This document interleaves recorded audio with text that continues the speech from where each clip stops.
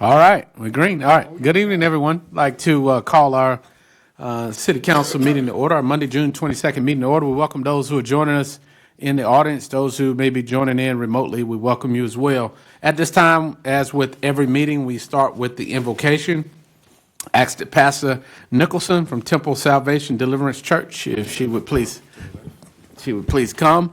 Ask that all would please stand for the prayer immediately following, if we would repeat the Pledge of Allegiance. Pastor, how are you? Dear Heavenly Father, we thank you for this opportunity to come together and stand on one accord. Lord, we open our hearts to hear what you have to say. Lord, continue to cover our city councilmen, our mayor, God. Lord, give them wisdom and understanding to do what is best for this city.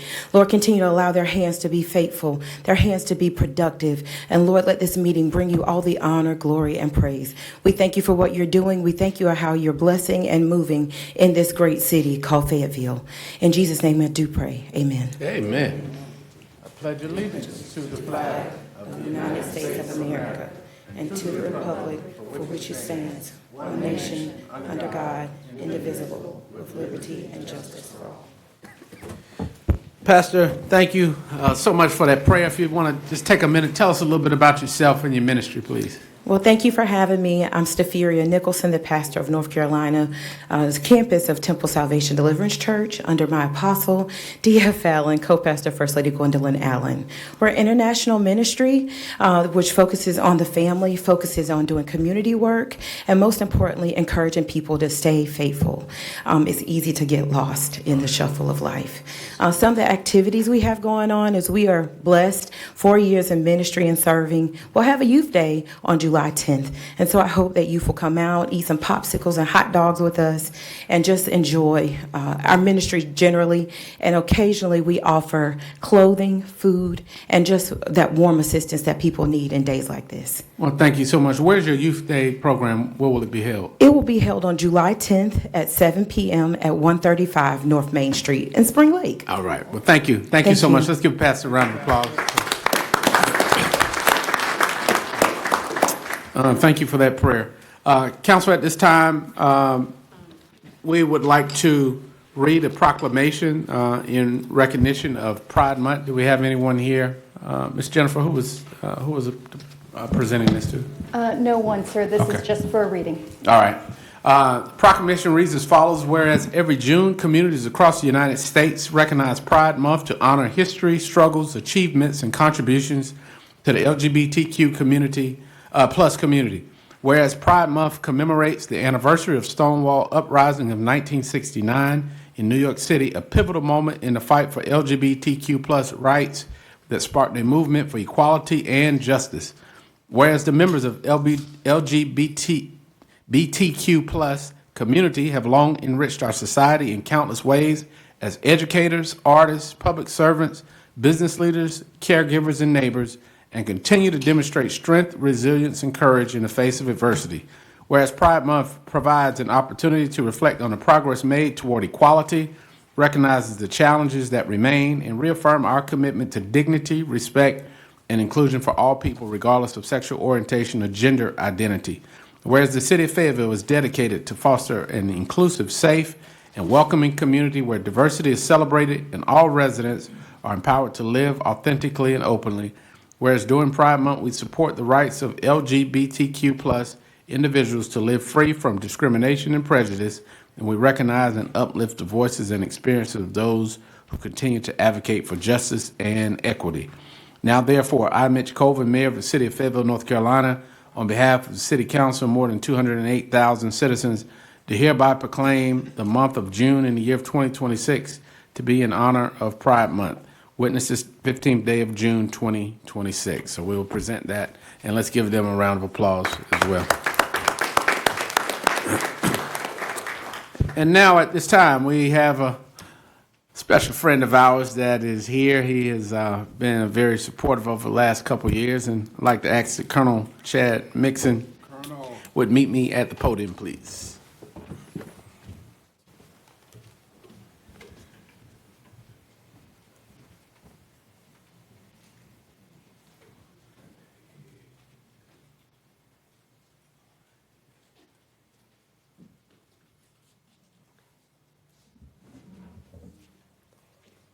Well, Council, as you know, we have, over the years, we work very closely with Fort Bragg and the garrison commanders, and we develop a relationship oftentimes with them through difficult times, making sure that we work together to take care of our soldiers and their families who are residents in the city of Fayetteville.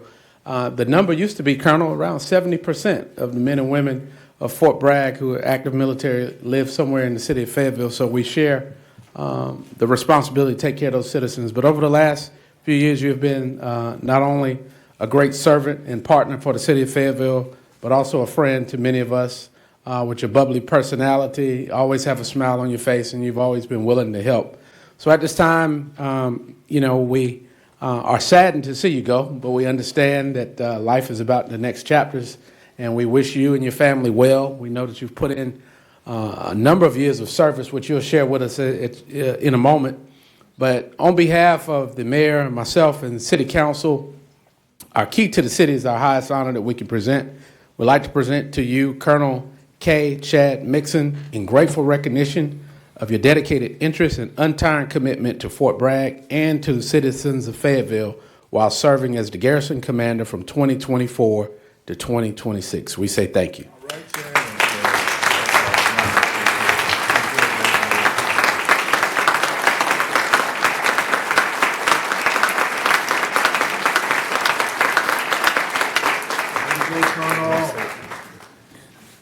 All right. Mayor Colvin thinks that was huge. I mean, my dad was a city councilman for 16 years down in Florida, and I'd heard a key to the city, but never really knew what it meant until now. So I really appreciate it. But absolutely, been in the Army 31 years. As the mayor said, retirement is here. I'm changing command and retiring on the same day in July 24th. Be a bittersweet moment, but 31 years, a lot of that has been here at Fort Bragg. And I'll tell you, in the early 2000s when the war kicked off, I was one of these guys from Fort Bragg, head down and rowing and deploying and not looking back. But I think the majority of deployments came out of Fort Bragg. Every time I got here, I got deployed again. So that's what happens here. But I always look forward to coming back. This city, when I got here as just a young kid, not much older than my oldest son, Chase, over here. So far from Florida, and it's just become home for many years. So what a way to cap off, a career as the garrison commander of Fort Bragg. I mean, I've met almost everybody at the head table, and the city managers, the deputies, the Cumberland County team, Hope Mills, everyone around here, and it's just been, there's a great group of people in Fayetteville. So, thank you for the last 2 years of friendships, and I look forward to continue to see you all around. I'll be in Raleigh here soon, working for Governor Stein for a little bit, and then we'll see what happens from there. But I really appreciate everything, and thanks for this. Thank you. Thank you, sir.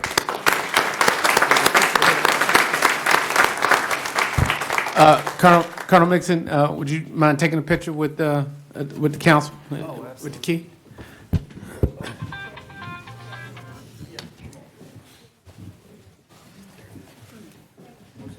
Yeah.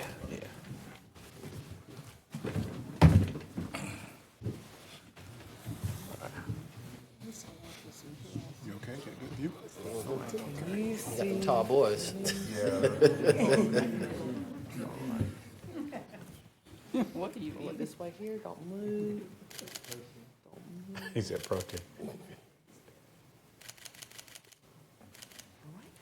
Thank y'all again. Appreciate you. Good luck to you. Good luck to you. Thanks, Colonel.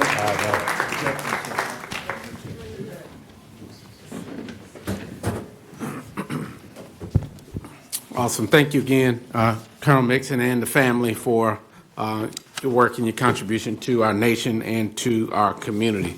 So, Council, with that, we will move into our meeting. We'll look for the city manager's report. Dr. Hugh. Thank you, Mayor, and good evening, members of council and public. A few announcements this evening. This summer, the City of Fayetteville is proud to welcome 7 State Employees Credit Union Public Fellows intern from Fayetteville State University. These talented students will gain valuable hands-on experience in local government while contributing to meaningful projects that serve our community.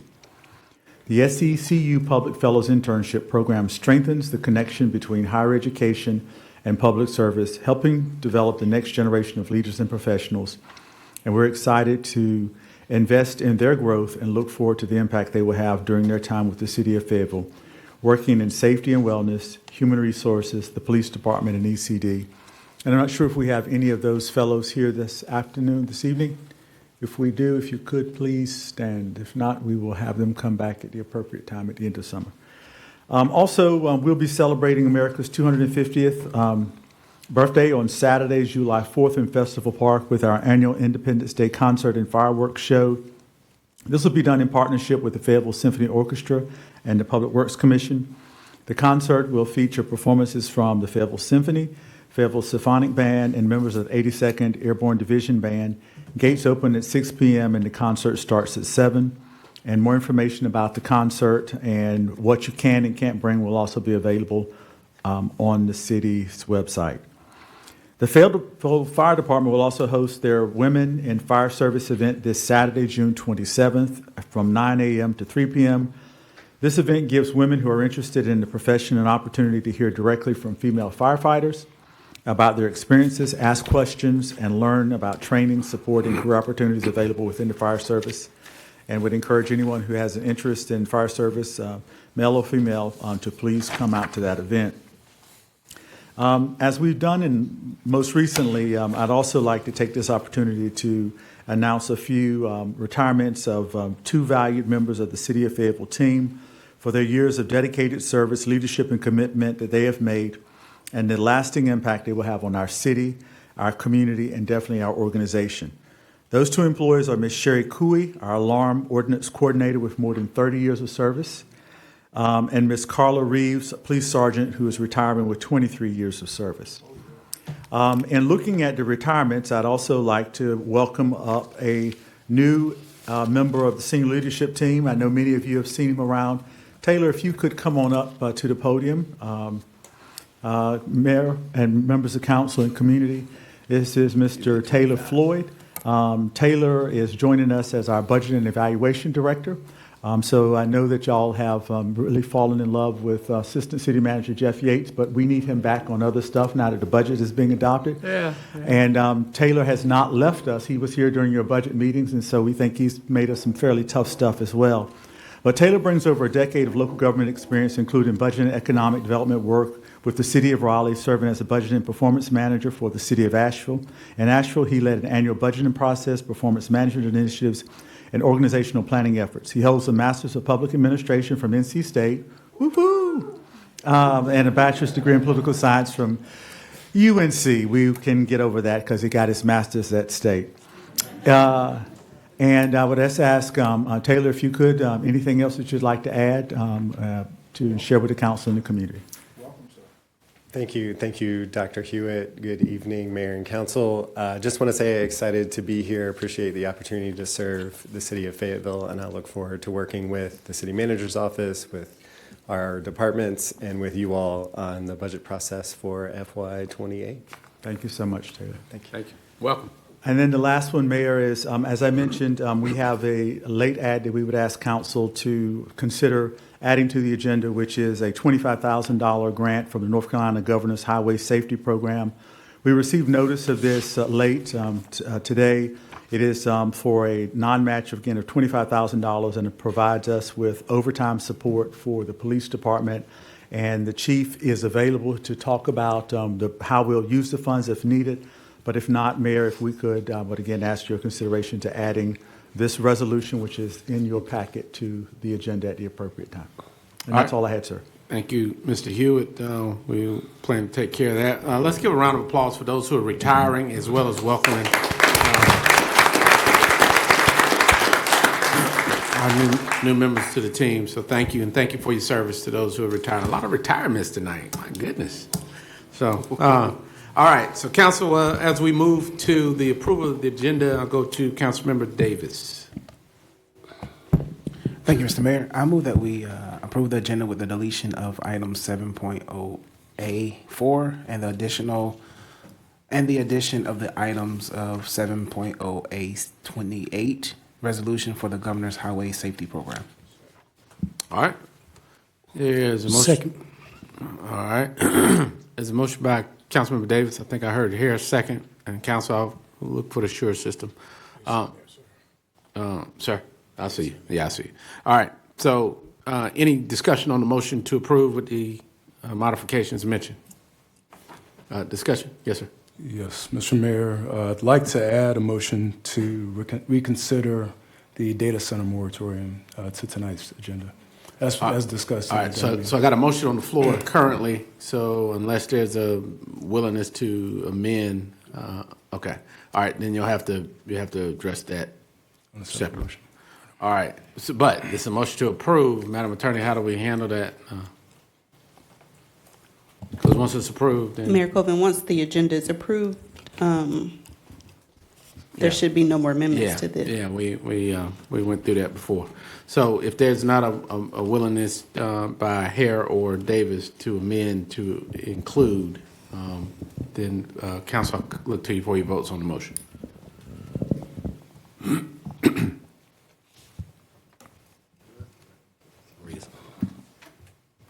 So it's not working?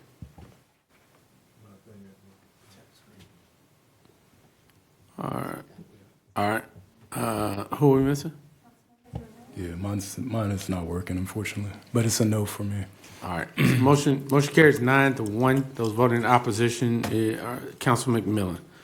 All right, Council, we'll get to the consented items. That's the 7.08 items. Let me clear the deck real quick, just so I can see who's. All right. That's still from the last time, isn't it?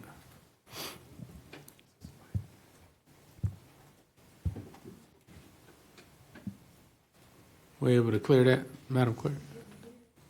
Huh? I guess the sure system is sleeping tonight. All right, so Council 7.08, I mean, 7 consented items, Councilmember Hondros. Thank you, Mr. Mayor. I move that we table 7.0A3 to the August work session and adoption at a future meeting. All right. All right, so that would be a motion to approve with the exception of OA3. Council, anything else? All right, Councilmember McMillan. Yes, Mr. Mayor, thank you. Move that we remove from the consent agenda items Alpha 2, Alpha 5, and Alpha 6 for discussion. Okay, all right. So it's a motion to approve with the exception of OA3, OA2, OA5, and OA6 that will be taken for separate action. All right, there's a motion by Councilman Hondros, seconded by McMillan. Discussion on that.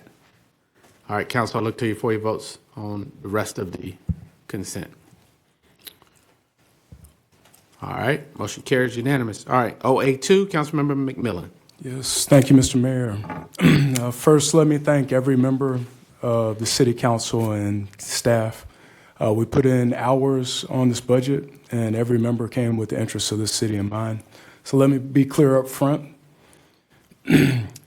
My concerns about process are not absolute, and they're not meant to discredit anyone here. I agree with much of what this budget puts forward. I especially want to thank our staff, the city manager, and ACM Yates, who made hard cuts before they even walked into this room. They presented us with real options. They did it with poise and patience through a long and difficult process, and that deserves to be said out loud. And here's where I have to be honest in hopes that we will do better in the future. At points in this process, the language and behavior directed at our staff from this council was not fair.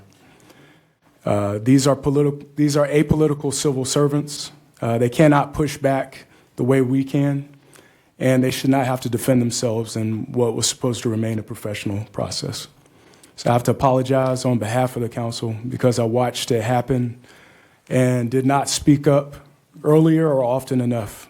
Asking each of us to think about how we treat the staff and the kind of environment we create as leaders on this council.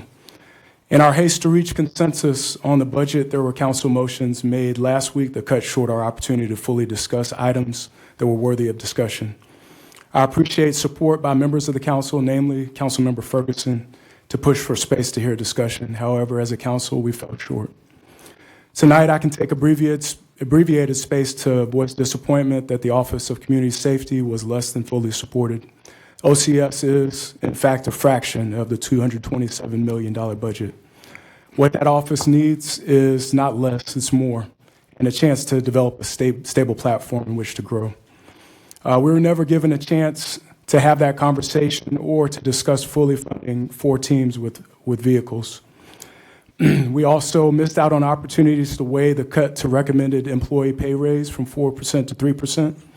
Also missed opportunities to discuss concerns around implementing drones as first responders and discussions to examine the cost and rationale behind surveillance spending and ShotSpotter, namely.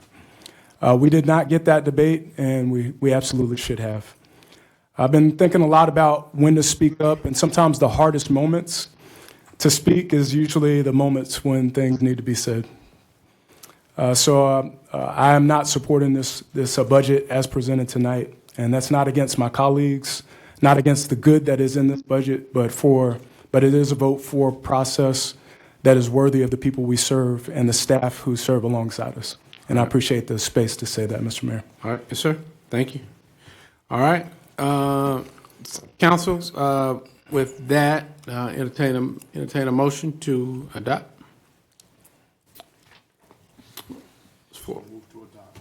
All right, there's a motion by Mayor Pro Tem, seconded by, motion by Harris, seconded by Pro Tem. Any other discussion? All right, council, look to you for your vote. All right, Madam Clerk, that's 9-1. Those voting in opposition, Councilmember McMillan. All right, 7.03, Councilmember Hondros. Yes, sir. I thought it was included in the first motion, but I can make another motion to table 7.083 to the August work session and adoption at a future meeting. All right, this motion by Councilmember Hondros, seconded by Jones. Discussion. All right, is that discussion, Councilmember McMillan? No. Okay, all right, council, look to you for your votes.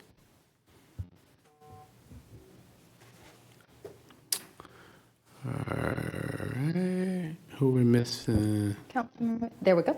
All right. Motion carries 9-1. Those voting in opposition, Councilmember McMillan. Oh, that was 10? Okay. All right. I thought I saw red up there. All right. Should have brought my glasses tonight. All right. Motion carries. Forgot them. All right. Item 7.04 has been removed. 7.05, Councilmember McMillan. Yeah, this is an item that forces us to look at ShotSpotter renewal. I asked to pull this item. 7.05 is the one before that. Okay, my fault. Okay. Yeah, this is this item that should not have, I don't think should be on the agenda for consent. This is a youth curfew that went through several rounds of discussion, several rounds of meetings, and has been for years. I know that there wasn't consensus on this even as recently as months ago on the council. This is something that I think that cuts at how we approach youth safety, how we approach safety as a whole. A couple of years ago, we moved towards a holistic approach and agreed that I thought we agreed that criminalization was not the path that we should focus on. We established an OCS, of which one of the pillars is support to youth, and got on the road to, instead of speaking about kids as if they're problems, as if they're a nuisance, got on the road to actually talking about the resources that are available for youth in Fayetteville. When this was being discussed initially, there was a lot of talk about how youth could be targeted, how somebody that even looks like they're under the age of 17, 16, could be targeted by police as a result of the way this is written. One thing I want to distinguish is that I think we have solid leadership right now on the police force. I think we've had reassurances that this would not be enforced as read, where there would be some discretion and people would not be picked up because they are short, because they look young. and I think that should give us some comfort. However, we are policymakers on this board. We make laws that will outlast the current chief and should outlast all of us, and it's bad policy to have something that reads that we're targeting people because of their age. For that reason, I'd like some input from my colleagues on the council. I would like an opportunity also for the public to speak, and would not like this to be to rubber stamped on a consent agenda as it is tonight. I think ultimately we can do much better than a youth criminalization curfew, and that's what I'm pushing for, and hope I'll be joined by colleagues on the council in a push to do something better and to focus on resources and not criminalization. Thank you. Thank you, Councilman McMillan. Mayor Pro Tem. Thank you, Mr. Mayor. Mr. Mayor, I move that we re-adopt the youth protection ordinance as written. All right, there's a motion by Mayor Pro Tem, second by Hare. Discussion. All right, seeing none, council, look to you for your votes.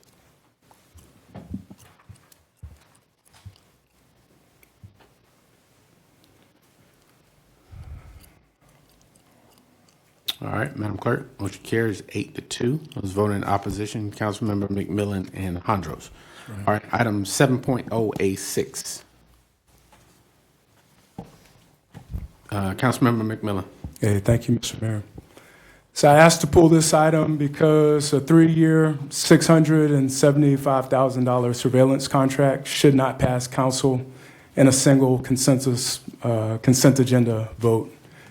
With meeting minutes and the drainage easements. The people we represent deserve to hear us say out loud that what we are buying and why.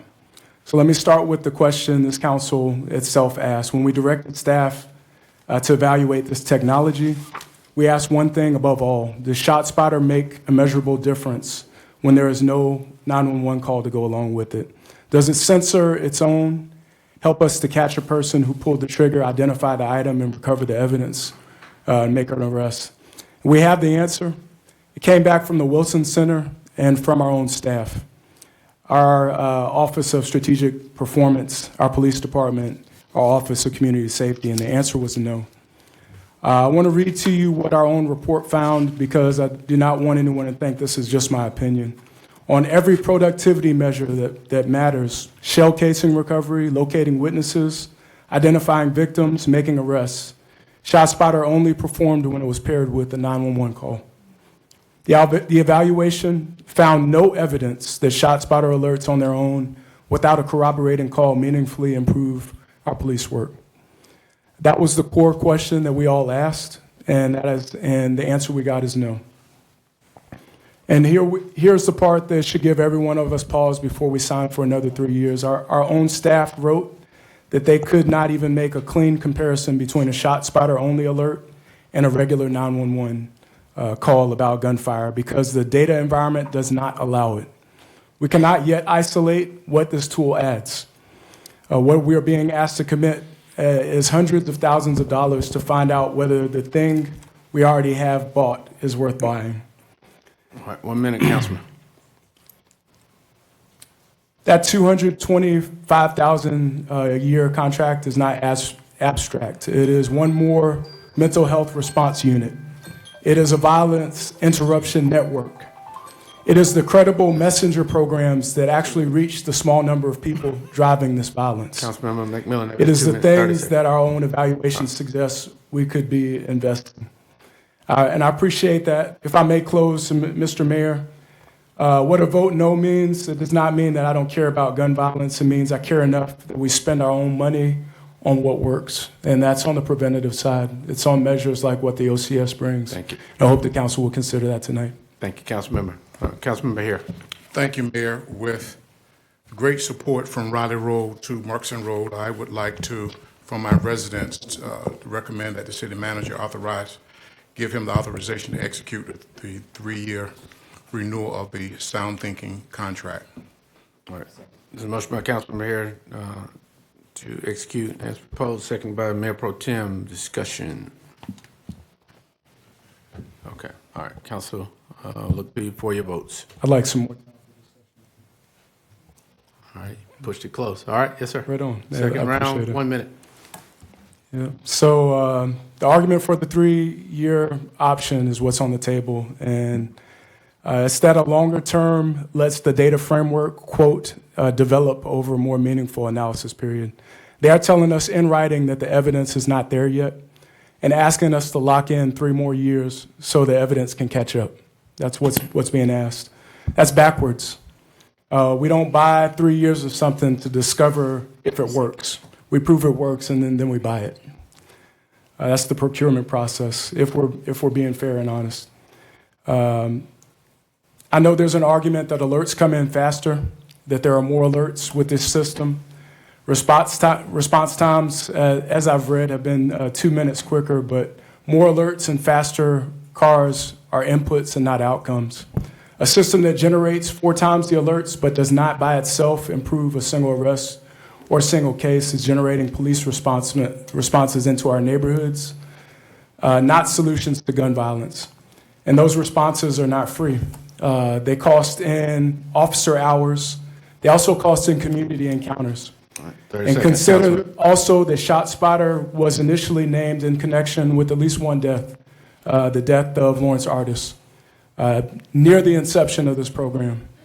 And we're spending money in real time to produce these results, and they shouldn't be lethal. Thank you, So I appreciate the opportunity to say that. All right, Councilmember Green. Thank you, Mr. Mayor. In the initial vote on this, I voted for it. My district, for the most part, did want it. I do have an issue with the 3-year renewing. So I am going to be voting against it for that reason. I don't think we should commit to a 3-year process because it is my hope that some of the things we are implementing now to strengthen the police department will take the place of this, and there will be new technology that doesn't put us into that 3-year time frame. With the build out of OCS and the things that I hope and pray will work towards the youth curfew eventually going away, are the same things that I would hope that would make the ShotSpotter program obsolete. So that is why I will vote no. Thank you. Thank you, ma'am. Councilmember Ferguson, you had your light on? Yes, thank you, Mayor. That was kind of my question. Is the 3-year the only option? Is there not a 1-year option? The motion on the floor is a 3 option. Yeah, I know the motion on the floor. It I'm is just on the asking CAM. option. I think there was a 1 or a 3 on the CAM. Okay. Thank you. All right. Councilmember Jones. Thank you very quickly.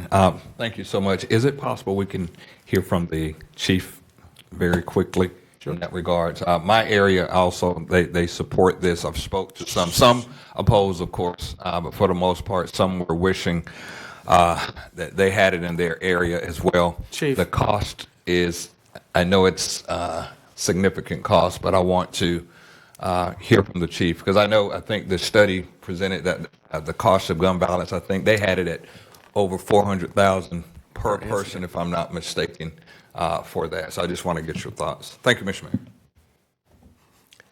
Good evening, council. And your question, sir, I just want to know, and I think I spoke on this before on the many occasions when we talk about ShotSpotter. For me, and the department's stance, it's a tool, one of many tools that we do have in our toolbox that we utilize in order to make the city safer. And as long as the council and the mayor continue to approve the funding for this particular tool, we will continue to utilize it to the best of our abilities. Thank you, sir. Councilmember McNair. Yes, sir. Thank you, Mr. Mayor. I do believe that this technology is supporting Raleigh Road in Cliffdale, which is in District 7. Also, I have not heard any negativity towards this device. The 3 years for me, to me, makes sense. The chief supports it, along with the other technology, like the drones and so on and so forth. And so with that being said, I will support this tonight. Thank you, Councilmember McNair. Councilmember Davis, you had your light? Ready to vote, Mr. Mayor. Okay. I don't see any other lights. Councilman Ferguson, second round. Thank you, Mayor. I just want to see the difference, why we're looking at 3 as opposed to 1. What would be the difference? So, is that for me or? For anybody, I guess. So the two City options, manager. I'm assuming there's a 1 for 1 and a 1 for 3. Each year we've done it has been a 1 and a 1 and a 1. And so in the CAM is the option to continue to do it that way, or it's an option to do it with more of a commitment that you can track data. Right. So the difference would be you can track more data. Well, I just think you have a longer period to assess. So 1 year at a time, you've got 12 months, and so, but it's an option. So both are in the CAM. So. Right. So it wouldn't. We couldn't utilize the 2 years prior. We have to do it at 3 at a time. Is that what you? No. It's a 1 or a 3. I don't think there's a 2. Right. I get it. But you were saying 3 years, that gives us more time to assess. But could we not use the 2 years prior? I think the motion on the floor is for 3. But right. Certainly if you want to ask for a friendly amendment or you want to do something different, if that is not successful, then you have the option to do that. But the motion on the floor by the maker was 3. Right. Gotcha. Okay. Thank you, Mayor. All right. Mayor Pro Tem? Yeah, thank you, Mr. Mayor. I didn't want to comment on this topic because I thought it was going to be self-explanatory. But Chief, I don't think you have really given the community the ups and downs, or should I say the ups of this program. A lot of people don't realize that our crime rate went down 43%. Yes, sir. I'm going to say that again. Our crime rate went down 43%. So that's actually a down. That it is actually down. That's the point I'm trying to get them to understand. We need all the tools that we can possibly use to keep our community safe, and this is just one of them. I don't think that it should be a discussion on 1 or 3 because we can't bind what other council members do. So, i.e., if we're not on council 2 years from now, they can always remove ShotSpotter. Or the budget. Or the budget. Thank you, Chief. All right. So, Madam Attorney, just to clarify that, just for listening audience purposes, all contracts are contingent upon the following year's budget allocation, right? Usually. All contracts should include the non-appropriations clause, which states if the council doesn't appropriate the funds, then we can cancel the contract. So as you adopt budgets annually, you always have that option. All right. So, Council, we've had Mr. Hewitt. You had your light on. It was a question about the price. The price also locks in the rate for the 3-year term so that it would not increase. That's the main consideration there. All right, Council. Look. Another round. Now, how many have you had? 2? No, just one. I don't know. You had. I've talked a lot, but not on this Yeah, you have. All right, I'm losing track. All right, 1 minute. If I may, Mr. Mayor. Yeah, thank you, Mr. Mayor. I just want to, for everybody, we should be making really informed decisions. And this council has had 2 rounds of information come back related to ShotSpotter.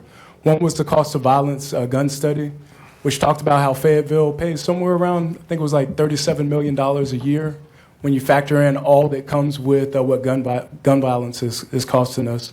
And it spoke specifically, and I'd love for y'all to look this up, spoke specifically about not being able to tie ShotSpotter to the areas that it was in based on any type of data.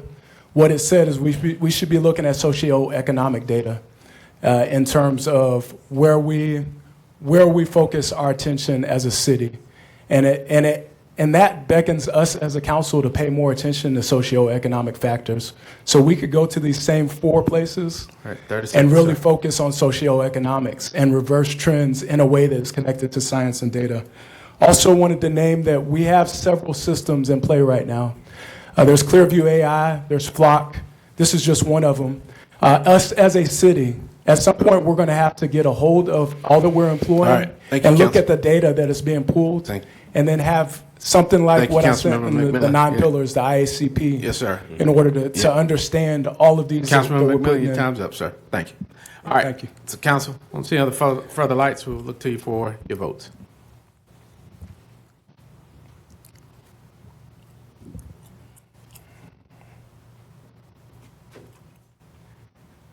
Madam Clerk, who we miss? Nobody. Sir. All right. Motion carries 6-4. Those voting, couldn't see who was voting in opposition, but you got it, right? All right. All right. Okay. All right. So motion carries. All right, council, moving to the reports, the record review report. Mr. Hewitt, who's? Officer Wrench, I think, is going to give this report. Is that correct? Gil. Okay. How you doing, sir? Good. How are you, sir? Good. So I'm going to pull it up on my computer here. All right. Evening, council. I'm specialist. You hear me? Yes, sir. All right. I'm specialist deal with the Fayetteville Police Department's traffic unit, where I'm signed as a crash reconstructionist and the record inspector for the city. Okay. I was going to say, I can pull it up here for Team D.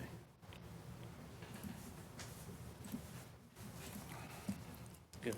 All right. So the Record Review Board serves as the appeal authority for decisions made by the record inspector. The board consists of 6 members, 1 chairman, which is selected by the council. 2 are appointed by the chief of police. Currently, we have 1 vacancy. 2 selected by the licensee, which would be the record companies. They all have to agree on 2 subjects or individuals to be a part of the record review board. And then the record inspector, which is myself. I am a non-voting member. I'm the one that brings the issues to the record review board. The board can, let's see. When a company is suspended or removed from the rotation list, the board hears evidence from all involved parties and determines whether the action should be upheld, modified, or overturned. In 2025, the board conducted 3 meetings that were administrative in nature and not related to companies or wrongdoing by the companies.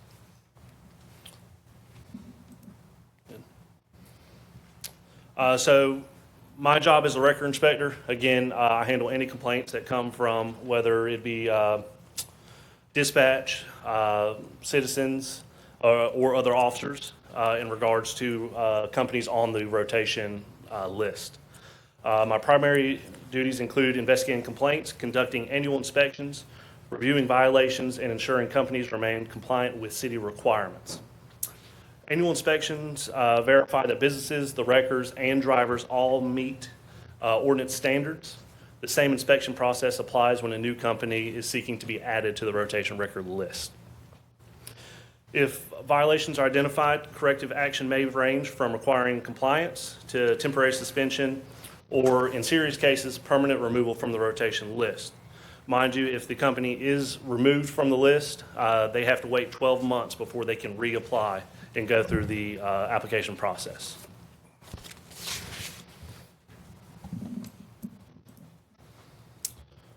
The police department maintains the city rotation record list, which currently consists of 23 approved towing companies.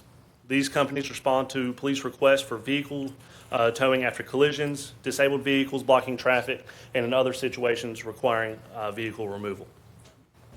Since the last report, 1 additional company has been added to the rotation record list.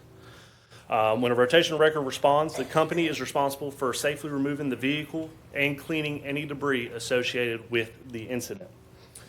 With that being said, the officers and our civilian traffic investigators, they are responsible at that time to make sure before a rotation record leaves the scene that all debris is cleaned up. Now, again, this only consists of rotation records where we call. There are incidents where a vehicle could break down or run off the road, and if they call their own tow company, if we're not called, there's no one holding that tow company responsible for picking up the debris. Does that make sense? So if we call them, we make sure before the rotation record leaves that we make sure that all debris is cleaned up from the roadway. It is important to note that this requirement applies only to companies operating under the city's rotation program. The city has limited authority over private towing operations that are not dispatched through the police department. In 2025, rotation records responded approximately 2,860 times. Through the first 5 months of 2026, there have been approximately 1,177 tow responses through the rotation list. Let's see. In 2025, we had 1 complaint received involving allegations that a tow company improperly removed vehicles from an apartment complex. Because the allegations involved potential criminal conduct rather than a violation of the rotation towing ordinance, the matter was investigated by the record inspector and was not brought before the record review board. Additionally, the complaint involved the company's private towing operations and not services performed as a rotation record for the city. Currently, in 2026, there are 4 open complaints under review. These complaints primarily involve roadway debris cleanup and response time. And going back to the 2025 complaint, it was unfounded.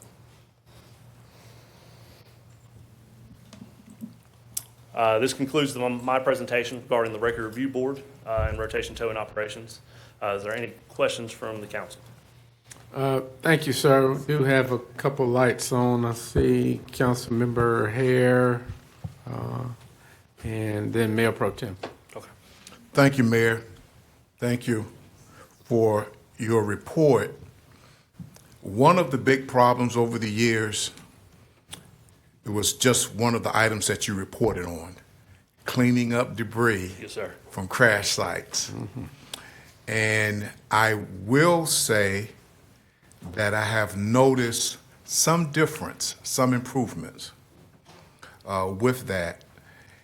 The person that does the inspecting of the site for debris, is that something that person has been in place all the time? Because I just don't remember hearing that. So, are you asking for each crash scene? Yes, for each crash scene that's on our list. So each crash scene is investigated by either a patrol officer or the civilian traffic investigator.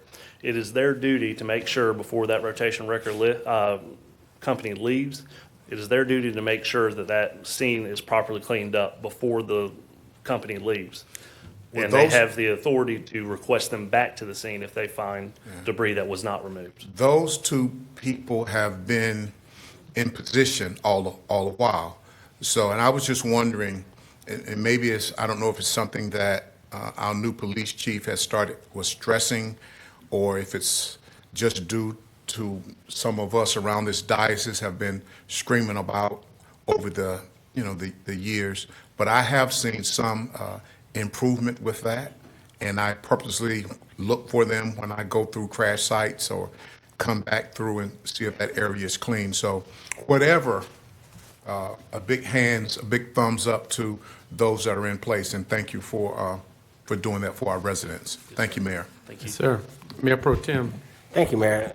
Thank you, Specialist. I have 2 questions, really. Yes, sir. Major crashes that are on major thoroughfares. If you have a crash on Rayford Road and they choose not to use your record service, but to use their own, and they're blocking traffic, can you make them use yours? So at that point, when Fayetteville Police, when we respond to the scene, if it's blocking a major thoroughfare, anything like that, we do step in, because when we call a rotation record, they have 30 minutes to respond. Right. It is our duty to open that roadway. That's once medical is given if needed, our main priority is clearing the roadway. So if it's blocking a major thoroughfare, that officer has the discretion to call for a rotation record other than wait for their own company. Gotcha. Now, the next question might be for the manager. When was the last time that record fees were increased? It should be at the back of our budget book. The fee chart. Fee chart. Can somebody look that up real quick? Priscilla is scanning that now. And do you get any, out of the 23 people you have on rotation, you didn't get any complaints from them about fees? Absolutely, sir. Can you expound on that just a little bit? The 3 meetings that we actually had last year that I touched on that were not related to the rotation list as process, their meetings were about the fee schedule. Unfortunately, as the record inspector, I have no say in that. Working for the city, they discussed that, and it was to my knowledge that they were bringing PowerPoints to the council for that process. I've been getting phone calls and emails about it. That's why I asked that question. 2016 was the last time the fee schedule.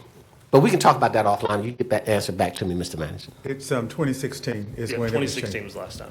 And one of the things, Mayor Pro Tem, that we're happy to do that. If we, some of the complaints I know that I've also fielded from council is about predatory towing from private lots. Our rates are negotiated, or not negotiated, set, but they also include the maintenance, and I'm not sure, sir, if you could cover this, the maintenance of the computer system, so we know where the cars are at and everything else, and all of that. It's a whole lot of extra that security on the site and a whole bunch of other stuff, but this will make a great further conversation. But the questions that we're getting at the moment are about predatory towing, and those fees are not set by this at all.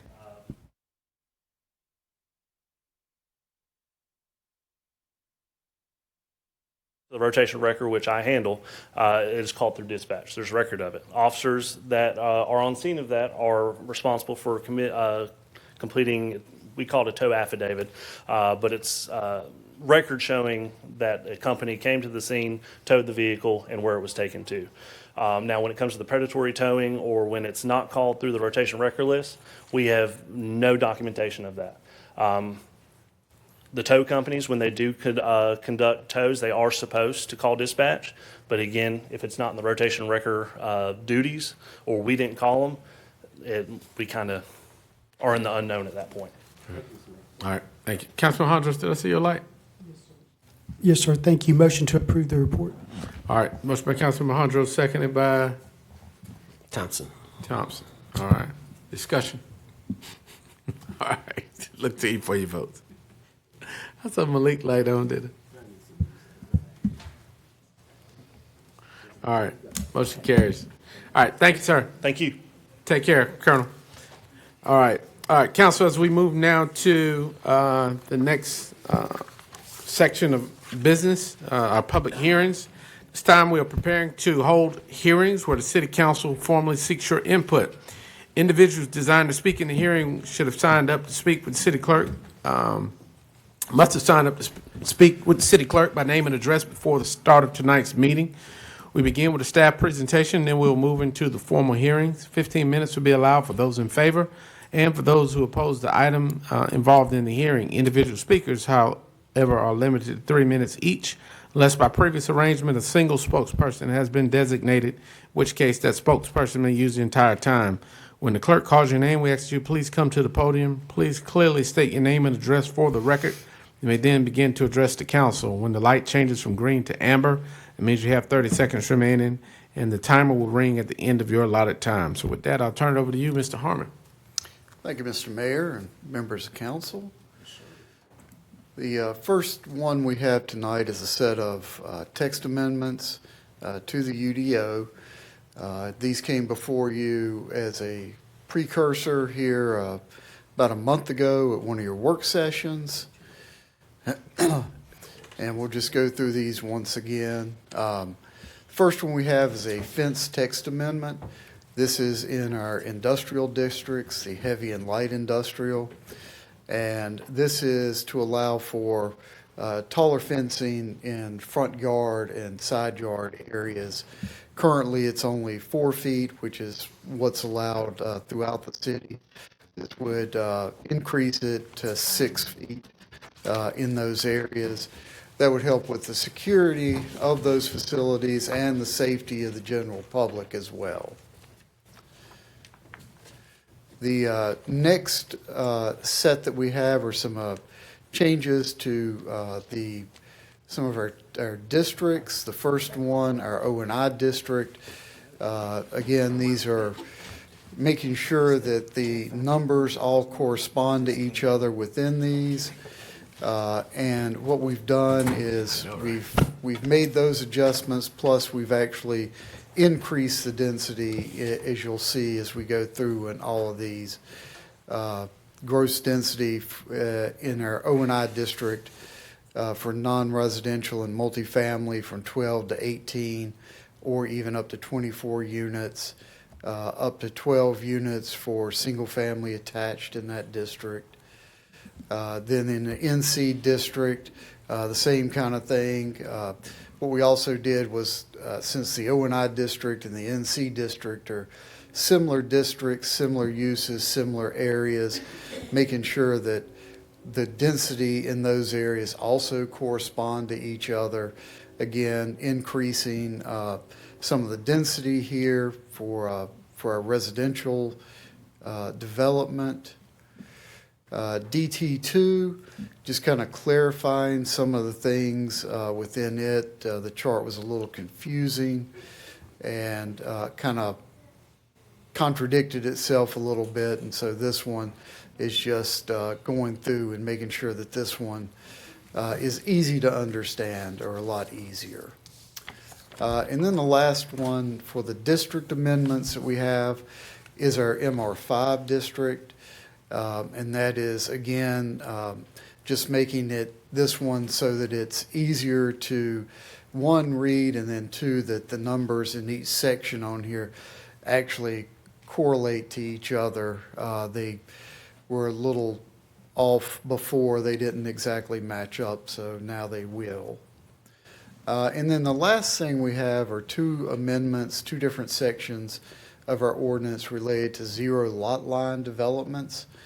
And what this will do will allow, will take out the requirement for the special use permit when it's a 3 acre or less development. And that will, there's already a second requirement for these developments anyway.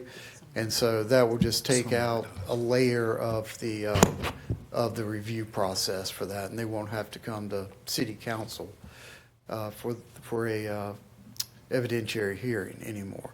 Mr. Mayor, that is all we have for these text amendment proposals tonight. If you would hold any questions you have of staff till after you hold the public hearing, we'd appreciate it. All right. Thank you, Mr. Harmon. So with that, we'll open the public hearing. Madam Clerk. Mayor, we have 3 speakers total for this item. Our first speaker in favor is Mr. Whitaker Granis. Mr. Whitaker Granis? Not present. Our first speaker in opposition is Miss Amelia Maxfield Chavez. Miss Amelia Maxfield Chavez? Not present. Our next speaker is Dr. Katie Intricaso.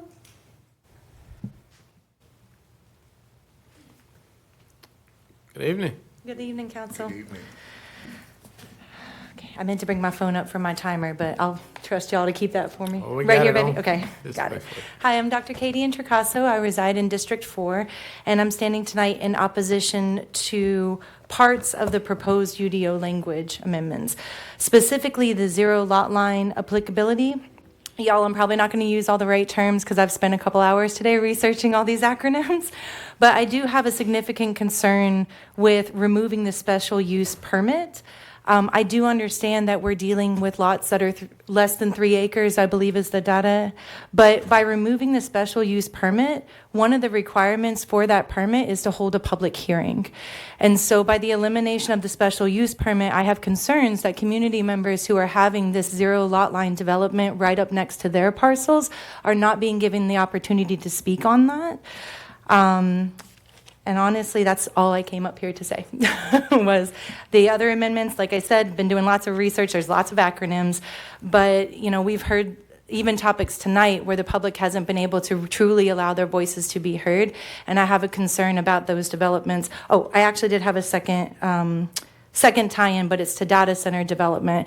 As I was researching these zero lot lines, proposed amendment changes, and then the special use permits, there are cities and municipalities that are having what's called supplementary data center infrastructure that is allowable in acreages under 3 acres.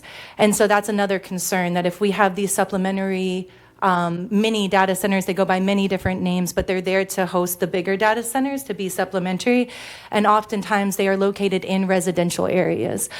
So the same concerns that y'all have heard about data centers in general, I would pull over and apply to this as well, to really consider taking out that special use permit requirement and allowing the public to be heard on this. Thank you.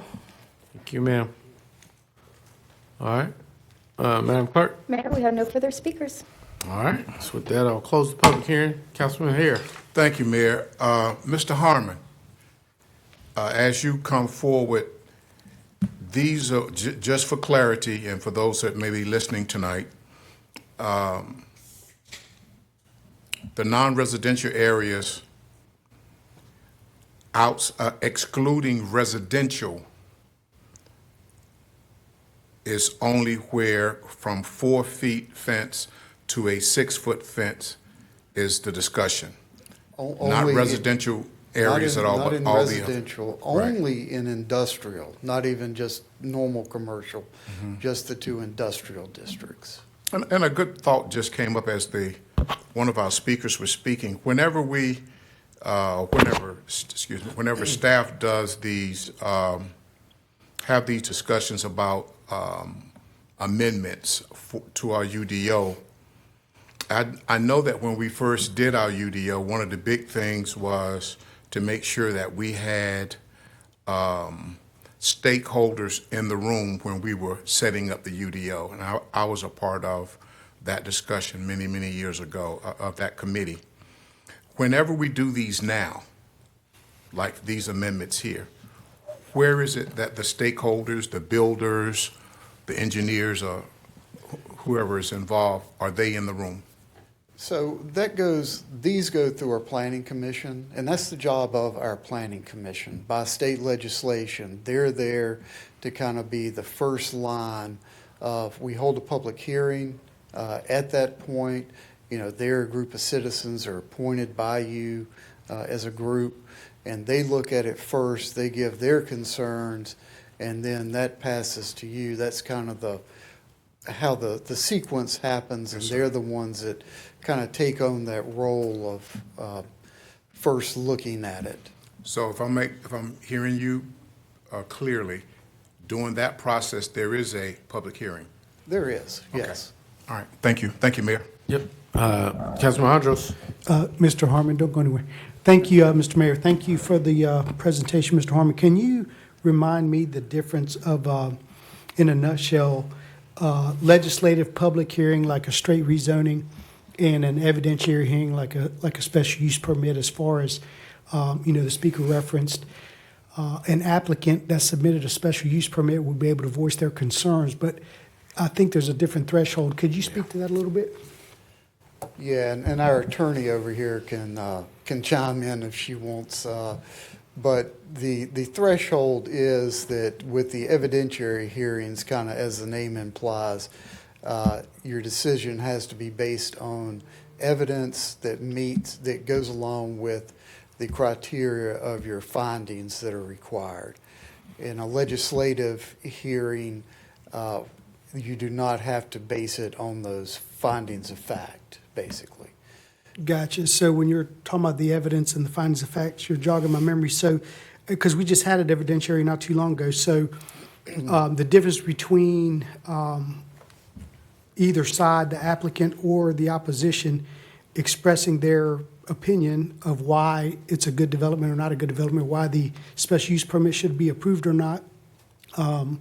You have to have either an attorney, an appraiser, expert in that field, an engineer, kind of speak to those things in order for that testimony to kind of carry weight in our decision making. Okay. Yes, expert testimony. All right.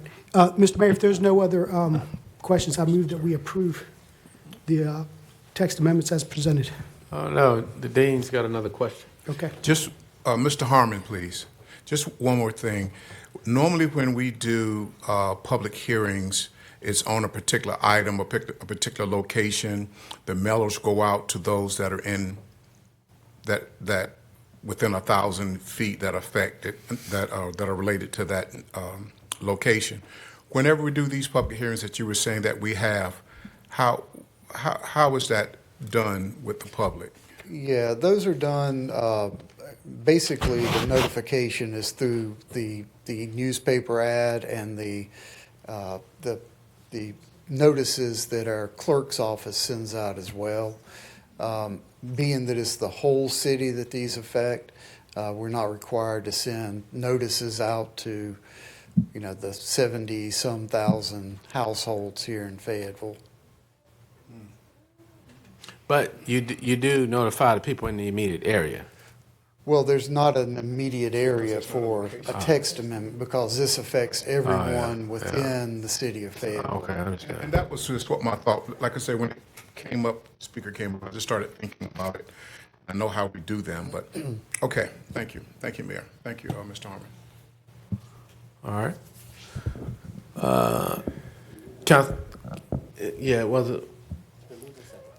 yeah, so let me catch you on the discussion. There was a motion put up by Hondros. It was seconded by Davis. All right, discussion phase. That was it. And so, Councilmember McMillan. Yeah, thank you, Mr. Mayor. I hate to do this to you. I see you get up and down at least 4 or 5 times. Not trying to give you exercise, Mr. Harmon. I just want to ask if you could walk us through the rationale behind removing special use in terms of lot lines. Yeah, so one, I just want to clarify one thing that the speaker in opposition brought up. Zero lot lines are only for residential developments. So this does not affect any type of commercial or industrial. And the rationale behind it is when you have a zero lot line development, it's only the houses or the parcels that are in the middle, basically, of the subdivision that can be zero lot line. Everything that is on the peripheral around it has to meet the setbacks just like any other lots in the neighborhood. And so you kind of have a cocoon around the zero lot line areas. And so that's kind of the rationale for it. It really doesn't affect, if the zero lot line, if someone could come in to the lot beside of you and become zero lot line all of a sudden, then that would be a lot different. But since it has to kind of be in a bigger development and they are the center of that development, it really doesn't affect those surrounding it. Yeah. All right. All right. It's been a motion and proper second. We've had discussion. Council, I'll look to you for your votes.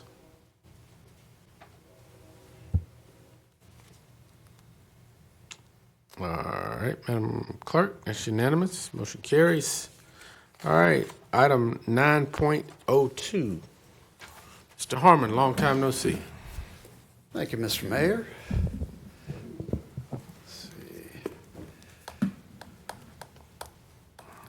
The next item we have before you this evening is an annexation request. In your consent agenda items, you saw that you had a request for annexation that was included in that. That's already been before public hearing with the zoning commission. Now the annexation part is coming before you along with that. They're looking, this is Patriot Hauling LLC, and they are looking to initially zone to community commercial. They're on West Mountain Drive. It's 2 undeveloped parcels. And while it is on West Mountain Drive as their main entrance, they do actually have a small piece of property you'll see in a moment, or a small section of their property that goes out to 301 Gillespie Street as well. So there's 2 entrances to the property. You'll see this little skinny yellow area here to the north. The proposed use out here is a U-Haul center, which actually is what is here on this property as well. And so you've got these 2 properties and West Mountain Drive running here, 301 Gillespie Street out here. The Coliseum is right over here, just to give you an idea of where we're looking at. Because this does have 2 different entrances to 2 different roads, as we've told you before, we've now started putting signs out at every road that any piece of property that's coming for rezoning touches, so that, trying to get that visibility up out there. These are some of the things that kind of surround this property. Again, there's a little bit of commercial, there's a couple of residential, there's some undeveloped in that area as well. Staff and the Staff recommends that City Council adopt the annexation ordinance that's included in your packet. This is annexing approximately 6.01 acres on West Mountain Drive and Gillespie Street, and there's the other part of the information, and we would recommend that you do it effective today, June 22nd, 2026. If you have any questions of staff, mayor, council, if you would please hold those till after the public hearing. All right, thank you, Mr. Harmon. With that, we'll open the public hearing, Madam Clerk. Mayor, we have two speakers. Our first speaker is Sabian Scafidi. Sabian Scafidi? Not present. Our next speaker is Marcus Ezel. Marcus Ezel. Not present. Mayor, we have no further speakers. All right, with that, we'll close the public hearing. Councilman Davis. Thank you, Mr. Mayor. If there's no questions, I'm ready to make the motion.